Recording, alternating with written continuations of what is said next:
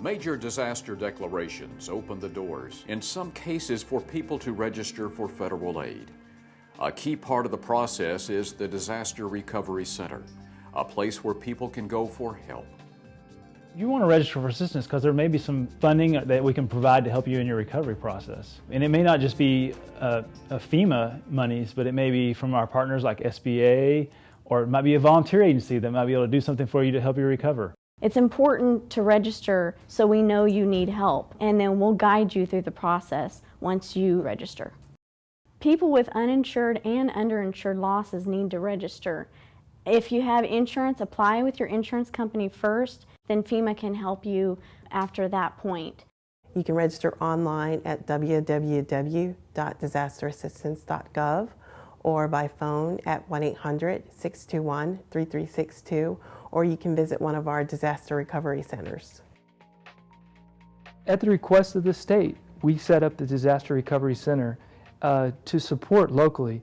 And so you're going to have everybody from FEMA, the Small Business Administration, possibly other voluntary agency partners and local partners as well. So there could be a wide variety of people that are all there to basically help you in the whole process.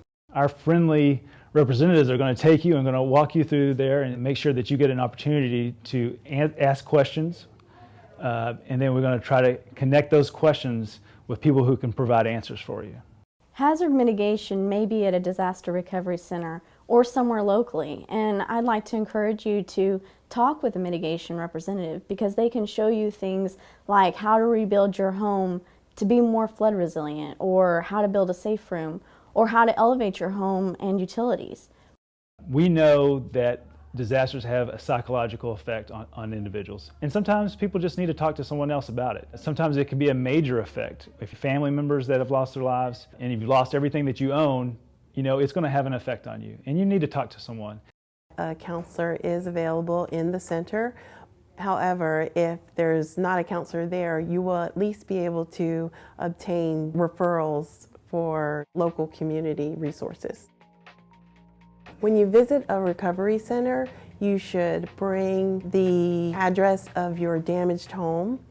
You should bring a copy of your Social Security number, your driver's license, and you also want to provide us with information on where you're currently staying, and also any insurance documents if you have them available. If you have high income and insurance, there's still reason to apply because there may be unmet needs, like a private road. If that's damaged due to the disaster, then FEMA has possible assistance for that, and it may not be covered by insurance. A well is another example that FEMA has assistance for. Additional living expenses for a hotel while repairs are being made. Sometimes that runs out if you have insurance, or you may not have that included in your policy at all. FEMA can help you at that point. Once you register with FEMA, don't hesitate to begin your recovery process. Begin making repairs on your home. Make sure you take pictures of your progress and make sure you keep all receipts. Someone from inspection services might contact you to conduct an inspection on your damaged home. All of our inspectors should have identification. If they don't want to show it to you, they're probably not with us. There's no problem with you asking to see an inspector's badge. I would also caution that individuals that did receive money and that need to repair their house, I'd watch out for contractors. I would get multiple bids. Make sure that those aren't some contractors that want to do harm to the applicant. And make sure that you return the SBA application that you received. Even if you think you don't qualify, complete that and turn it in as soon as possible. In order to find out if you qualify for disaster assistance, FEMA will send you a letter in the mail. You can also call the FEMA helpline number at 1-800-621-FEMA to find out if you've been approved for assistance. You want to make sure that you watch the dates on that letter, just in case you don't agree with what's on that letter. There's a time to do an appeal. So you want to make sure you look after the information you receive from FEMA.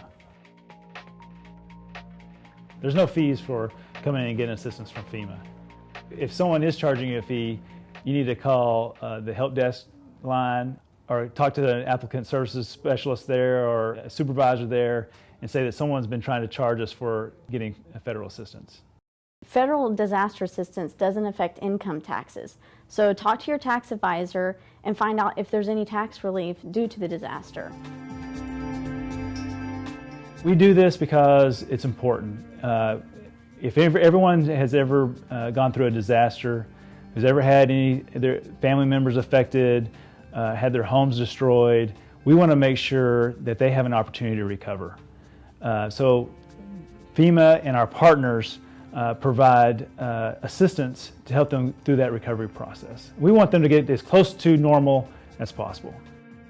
We're here to help you.